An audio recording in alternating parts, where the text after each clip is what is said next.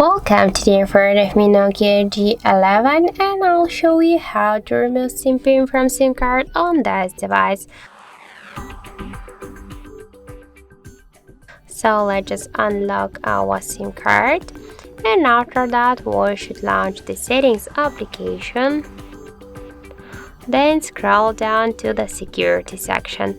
After that, scroll a little bit down, tap to advanced, and you'll see here the SIM card log.